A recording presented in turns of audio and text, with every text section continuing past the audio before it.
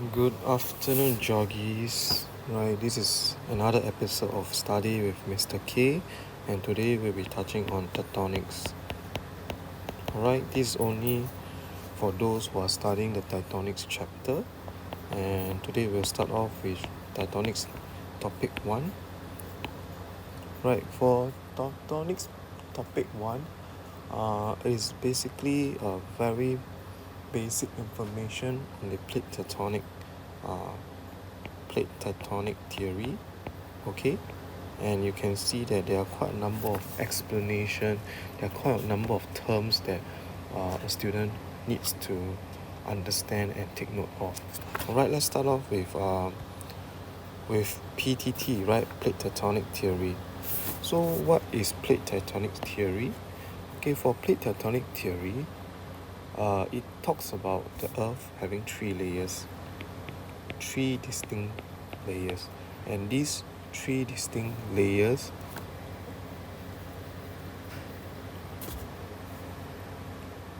it would be, okay, if you see the very nice structure that's being drawn in your book. Okay, basically there is actually the core, okay, the mantle,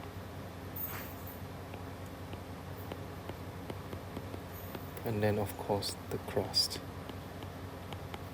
Right, so these are the three layers, and the mantle is actually divided into the uppermost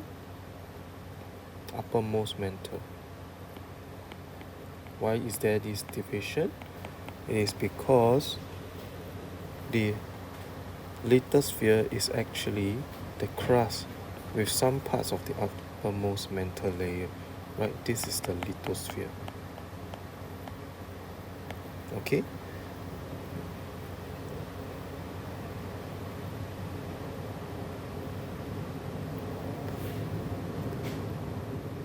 and you have the asthenosphere,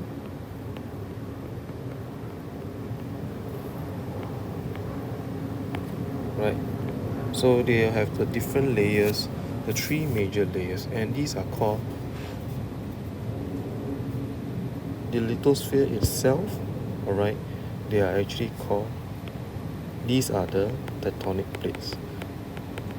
So whenever you draw your tectonic plates formation, you need to be able to have these two layers that's being drawn. You have the crust and you have the uppermost mantle layer, right? And we are talking about where plate tectonic actually talks about the plate movements at the lithosphere or at the lithosphere layer, right? So there is movement, okay, in this region. This is where plates actually moved, okay. So how about the layers here? They are actually mostly molten. Alright, and you can see that the mantle and the crust, while they are solid parts, okay, they are divided and they are known as the lithosphere. And there are two types of crust that make up of the tectonic plate. Alright, firstly, they are called the continental plates. Secondly, they are also called the oceanic plates. Right, so these are the two types of plates or crust that you will ever see, or rather you will learn about. Right, for oceanic, we have to understand that it is usually denser than continental, okay, crust.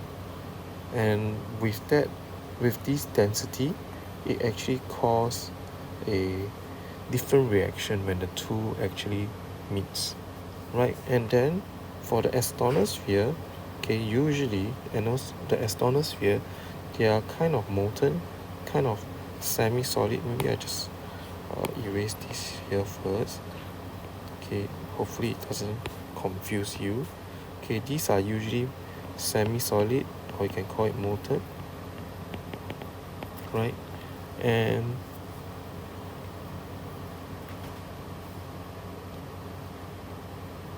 the core itself, okay, is the one that heats up. The core itself is the one that heats up the Earth and has the highest temperature, right? So what kind of the tectonics, what kind of plate movements are there? There are actually three types of plate movements. Alright, so the three types of plate movements, they are firstly divergent, secondly you have convergent, and thirdly you have your transform. Okay, for divergent, they are moving away from each other. For convergent, plates are moving towards each other. And last but not least, transform, plate boundaries, they are sliding past each other, right? So this is these are the things that we are looking at for topic 1.1, yes, topic 1.1. So these plate movements, they are actually forces that are involved. These forces actually helps to drive plates movement. Okay, firstly, convection current. Convection current is the most important force that leads to tectonic plate movement. Okay, so what happens in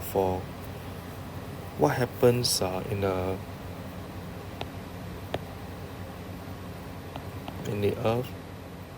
Okay, firstly you have the core, right? What happens is that heat from the Earth's core causes the mantle material to become less dense. So what happens is that it forms a cycle of convection current. Okay, it forms a cycle of convection current in the semi-molten mantle, right? And you can see that the mantle material actually flows up. It flows up, okay, after which, when it becomes less dense, it actually flows down and it forms a cycle, and that is a convection current cycle, right? And over here you can see that this is actually a divergent plate boundary. Okay, this is when magma flows up as well, and it forms volcanoes, so on and so forth, right? So this process is repeated again and again, and the rising and the sinking of the mantle material forms the convection current. So that is force number one. Force number two, we are talking about slap pull force. Okay, we are talking about slap pull force, and this is actually caused by the difference in density, okay, between the oceanic and continental plate, which we have talked about just now. Why is that so? Okay, when two plates converge,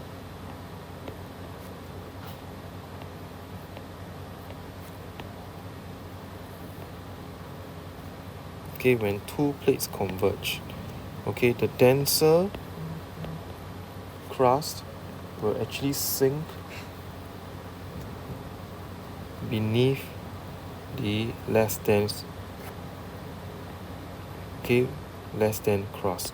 The oceanic will usually sink between will sink, okay, and this denser oceanic crust is then pulled down by gravity as it subducts. Okay, over here, this is what we call the subduction zone.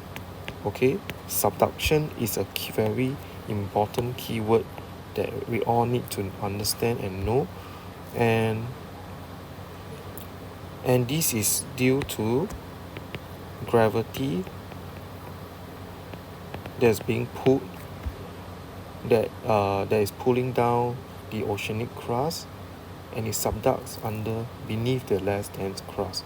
So the denser oceanic crust will sink deeper into the mantle under its own weight, pulling the rest of the plate with it, contributing to further convergence. So at this plate boundary, this is actually a convergent plate boundary.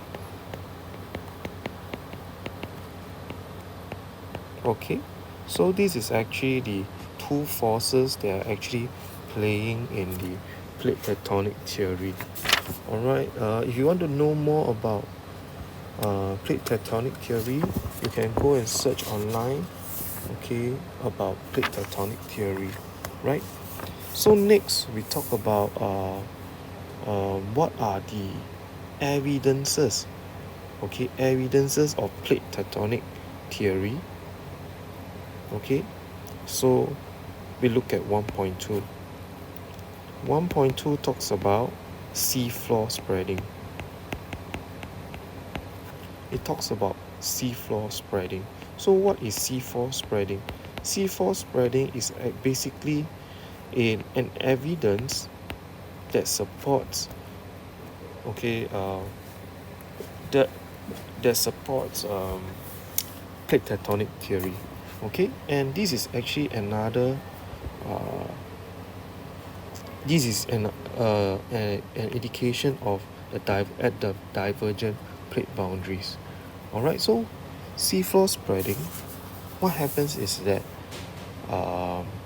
when two plates move away from each other, okay, when two plates move away from each other,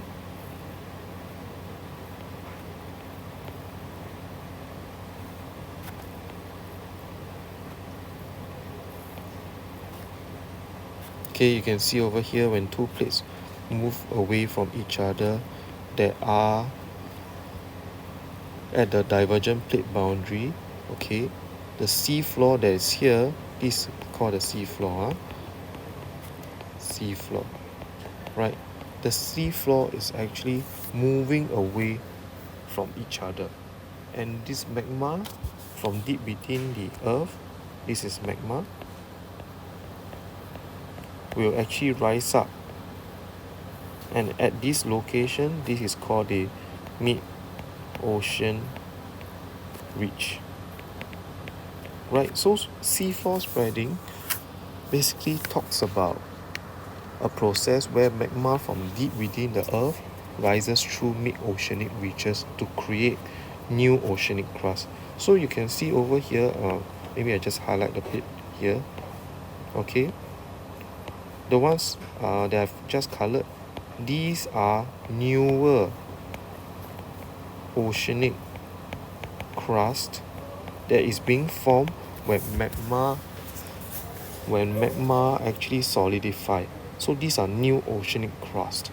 So this theory is that the age there has been a research, or there has been many research on the age of oceanic crust, whereby it shows that rock nearest, okay, to the mid-oceanic ridge, they are actually the youngest, and that is actually your first theory, okay. And when the rocks at the further away, for example, let me just highlight let me just write down further away, okay, red color, they are, the age is usually older in relative to the blue one, right? So you can see that there is actually new oceanic crust that's being created. So at this juncture, there is creation of crust. Okay, you will also realize that at this is another plate boundary over here.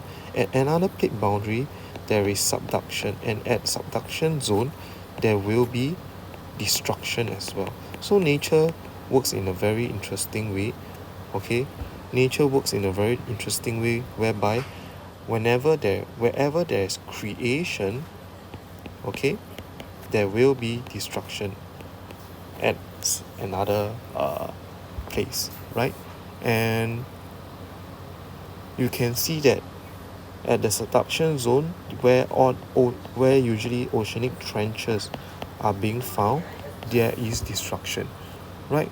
So as a result, oceanic crusts are usually younger than continental crust, and it proves that new crust is being continuously formed at divergent plate boundaries. Okay, and there are older crusts over here, the red color portion, they are being destroyed at oceanic trenches. So this is what I hope everyone noted. Okay, next let's move on to magnetic stripping. Okay, magnetic stripping is another evidence. Okay, let's move on now. Okay, another evidence of tectonic. Okay, magnetic stripping. Right, it is another evidence that shows that there is movement. It supports the plate tectonic theory. Right, so what is magnetic stripping? Okay, basically magnetic stripping, you need to start off with the explanation of that the earth has okay, has a geographic north and a geographic south, as well as a magnetic north and a magnetic south. So the geographic north and the geographic south do not change. They do not change. So they are always okay. They are always at the same place. However, for the magnetic north and south, they do shift and they reverse multiple times over geological time. So currently, the magnetic north points roughly towards the geographic north, and the south roughly to the geographical south. What does that mean? That means magnetic north, magnetic south, okay, is at the same position, and this is what we call normal polarity. Right, because the geographic north and the magnetic north coincide with each other. So this is normal polarity, right? And there is also on the reverse side, there is actually reverse polarity. Okay, there is also reverse polarity. So you can see what is reverse polarity. It means your magnetic north is on the south and your magnetic south is in the north, and that creates reverse polarity. Okay, why is that so? You can just please go and ask your physics teacher, right? But as we learn that this happens. Okay, right, let's move on. Alright, let's move on to what is magnetic stripping. Okay, magnetic stripping basically because through geographical time, okay, magnetic stripping not geographical time, geological time, okay, that means a very long time. Okay, magnetic stripping happens, and tectonics also have traces of these geological times. What do I mean by that? Okay, so you can see this is a bird's eye view. Okay, top down view of divergent plate boundary. Okay, this is the mid-oceanic ridge. Okay, if you were to look at it, okay, you can see some form of patterns over here. So this is actually the spreading, right? The spreading. So over time, what happens is that there will be normal polarity, there will be reverse polarity in terms of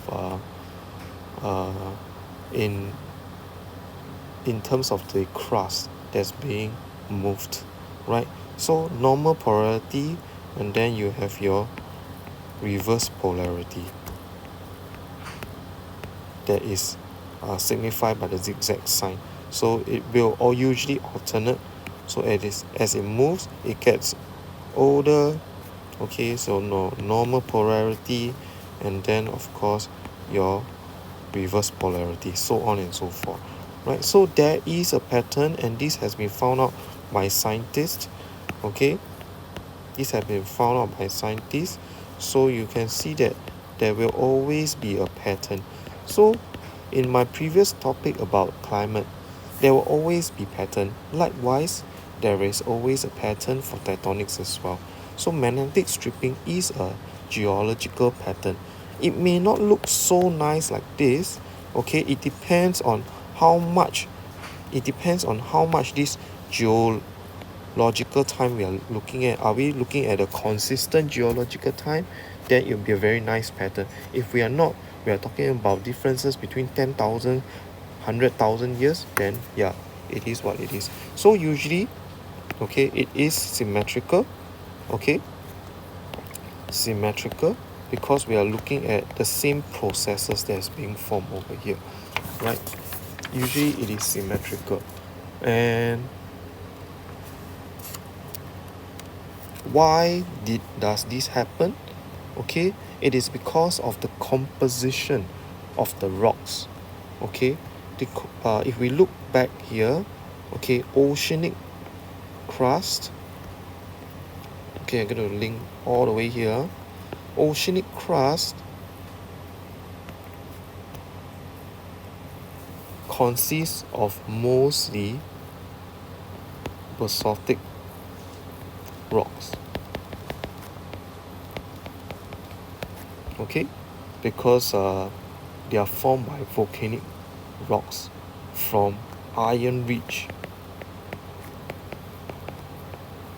lava. Okay, and this iron-rich lava, it contains magnetic material.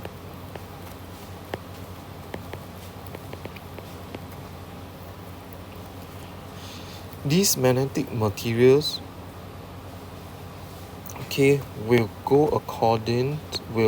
be formed according, not formed, okay, the lava will, the magnetic materials will point towards, okay, the magnetic south or magnetic north, right? And this coincides with the polarity that we talked about previously, right? So yeah, okay, so this zebra pattern that you see over here, called zebra-like pattern, they are usually on either side. They are usually symmetrical. Okay, and this gives and provides evidence that plates move, because these are not isolated occurrence or not. No, neither is it random, right? So what does all these mean, right? It means that firstly, oceanic plates move away from each other.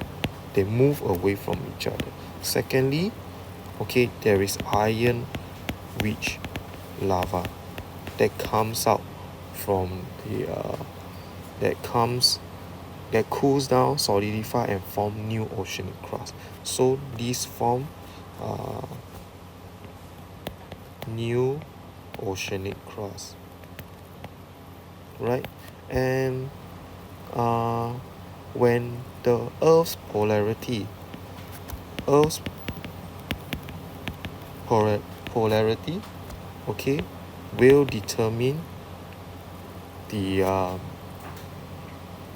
how the rocks is being formed, and it actually is recorded in the rocks itself, right? So it's quite amazing. Okay, so that is 1.3. Let us now go on to what happens when the plates move, and that is actually the most interesting part. Okay, right? So we talk about 1.4, okay, and that is your plate boundaries, your plate movements. Okay, so we'll talk about different plate boundaries. Okay, right. Okay, so what are the different plate boundaries? You have 3 different plate boundaries as mentioned just now because of different plate movements. Okay, different plate movements will cause different plate boundaries, right? So there are 3. Okay, and we're going to look at each of them. Firstly, there is a divergent plate boundary.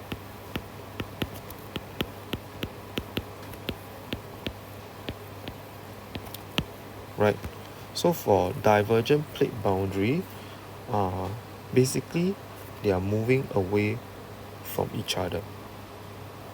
They are moving apart from each other, right? And in your text, you will learn, okay, OO, that means oceanic diverge. In your text, you will learn CC, diverge. Okay, and all these at all these plate boundaries, there will be different landforms formed. Alright, so when 2 oceanic plates diverge, they move apart.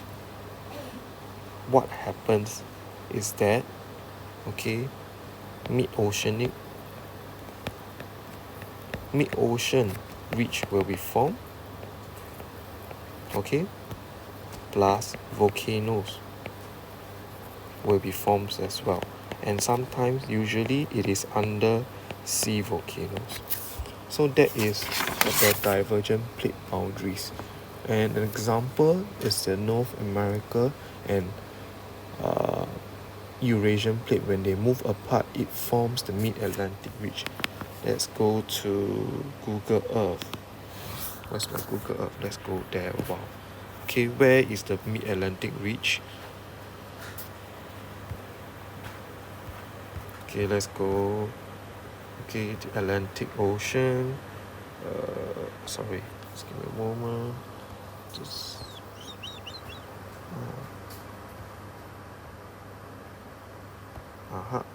the Mid-Atlantic ridge, you can see. Can you see here? Can you see that there is a Iceland is the creation of the Mid-Atlantic ridge? Okay, and you can see that the Mid-Atlantic ridge, you can see the very clear line. Okay, that is the ridge itself. That is the ridge. Okay, let's go Mid-Atlantic ridge, see what they come up with. Mid-Atlantic ridge. Wow, right? So you can see it is actually in the middle. This is definitely wrong.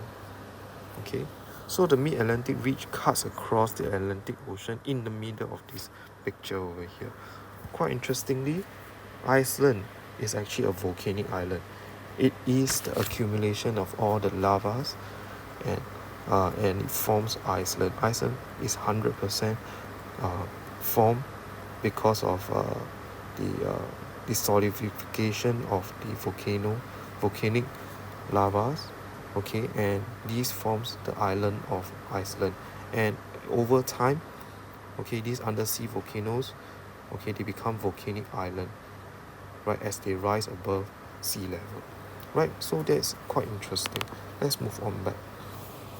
Okay, so you can see over here, these are the landforms that's being formed. um you can see that you can see that the formation is pretty simple. Okay, at the center of the ridge is a deep reef valley with steep sides, and they form not just undersea volcano, you can also call it submarine volcanoes as well. Okay, that means under the sea. Okay, so yep, so these are landforms. Can there be earthquake? Yes, there can be earthquake as well. All right, at the continental uh, portion that's over here, right, when two continents plates move, basically just imagine you're stretching your skin, or you're stretching a chocolate. What happens when it moves? When two continental plates move apart, rocks will eventually fracture. Okay, in the previous syllabus, there are many types of fractures that we look at. Okay, maybe I'll just Google for you. Okay, let you have a look at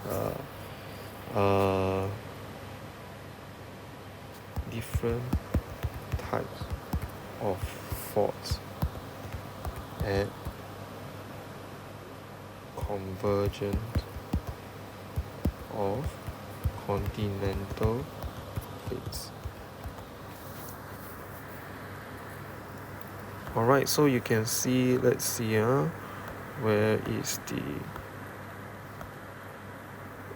different form of faults. Doesn't show here, doesn't matter. Okay, we can talk. Okay, let me just be a bit more specific. Okay, let's talk about Reef Valley faults. Okay, so you can see over here how are Reef Valley forms. Okay, so what happens is that you can see, okay, when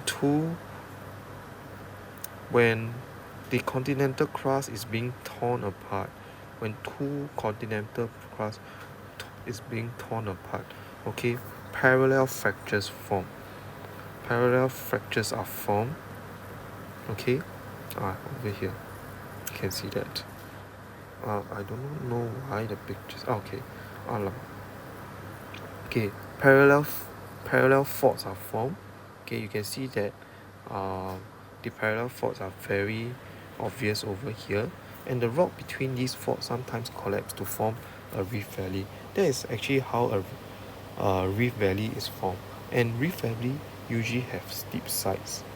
Okay, and yeah, as the plates move apart, the decrease in overlying pressure cause parts of the underlying mantle to melt, and there might be magma, and this magma might rise through weak areas in the crust to Earth's surface, forming volcanoes. So at Reef Valley, there might be volcanoes as well, right? Okay, let's move back over here.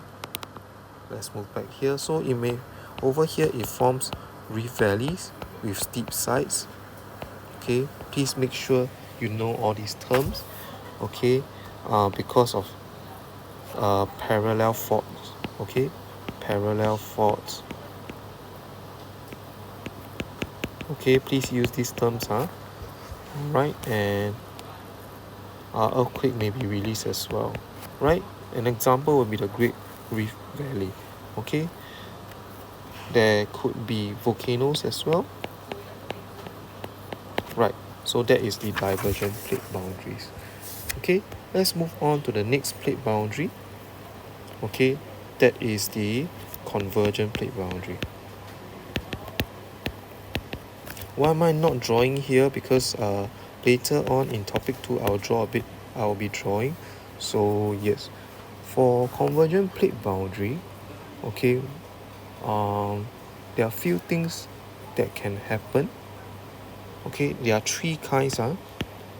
You have the O convergent, you have the OCC convergent, and last but not least, you have the OC convergence. I'll go through each and every of them. OO convergence, okay, you will be surprised for OO convergence when 2 oceanic plates collide. Okay, there will always be one denser plate that will subduct. Okay, so subduction still occur, okay, in this area. Alright, subduction occurs, and most of the time this will cause a oceanic trench to form. Okay, and there will be volcanoes as well.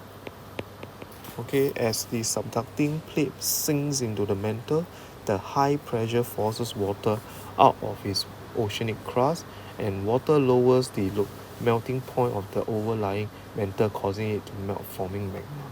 And magma will rise through weak areas, through the crust, through the faults, and these sometimes they can form. Okay, when there are many volcanoes, they can be formed into volcanic island. Right. So yeah. Okay. So it also may have earthquake as well. Okay, you realize most of them have earthquake. So that is that. Okay, in the continental plate boundaries, okay, when 2 continental plates move towards each other, will there be subduction? Subduction does not take place because the continental plates they are too buoyant. Okay, they are too buoyant. They do not subduct under one another. So what happens? Okay, so basically you can just take a paper when you A4 paper, when you apply forces at both ends, what will happen? It will cause uplifting. Okay, uplifting will happen, and it will cause plates to buckle and fold, and these forms fold mountains. Right, these form fold mountains. This is very important. Okay, this form the land form over here is fold mountains plus earthquake as well. So there will always be earthquake at different plate boundaries. An example of fold mountains is a Himalayan mountain range. Okay, Himalayan mountain range, maybe I'll just give you an example. Let's just go to the formation of Himalayan mountain range. Right, so you must plate tectonic theory. So basically this is the Indian landmass. It has been moving towards the north, and it actually collided, the Indian plate actually collided with Eurasian plate, and therefore, okay, when it collides, what happened is that folding happens. Okay, there was upward folding, and it forms one of the highest mountain in the world. That is the Mount Everest, right? Mount Everest is inside this range, right? And it's quite interesting. Okay, and therefore it is actually quite dangerous because earthquakes still do occur, right? Okay, that is for CC. Let's go to OC. Okay, for OC, simple. There will be subduction because subduction will happen. Okay, what are the landforms that happen? Oceanic trench will form. Whenever there's subduction, oceanic trench will form. Okay, and when a subducting plate sinks into mantle, the high pressure forces water out of its oceanic crust. Water lowers the melting point of the overlying mantle and causes it to melt, forming magma. and the magma will rise through and therefore causing volcanoes to form. Right, so please know your processes. Okay, and the frictions also cause earthquake as well. So over here, a good example is the Peru, Chile trench. Okay, you can talk about, yeah. So sometimes, okay, these forces may also cause fold mountains as well. Okay, just take note. There can be fold mountains as well, right? Because there is actually enormous pressure. It causes the rocks on the continental plate to be uplifted, buckled, and form fold mountains, right? So that's your second plate boundary. Last but not least, let's move on to the transform plate boundary. Okay, the transform plate boundary are pretty simple. Basically, they slide past each other, plates slide past each other, and there will be a stress. They slide past each other at fault or boundaries, okay, whereby there are many fractures. Okay, use these terms, and when one slide past each other, okay, it forms earthquakes. It forms faults. Okay, what is the faults? Okay, what are faults like? Example will be the St. Andreas fault. Okay, usually there isn't any magma because there is no water that's involved. There is no melting that's involved, so there isn't any magma that's formed over here. So basically, you need to know all the examples. Okay, you need to know all the examples. Please go to your guidebook page 21 and 22. It gives a summary of the plate boundaries.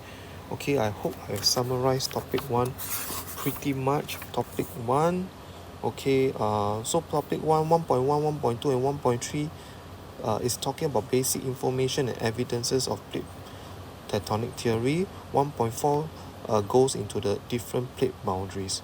Alright, that's all for today.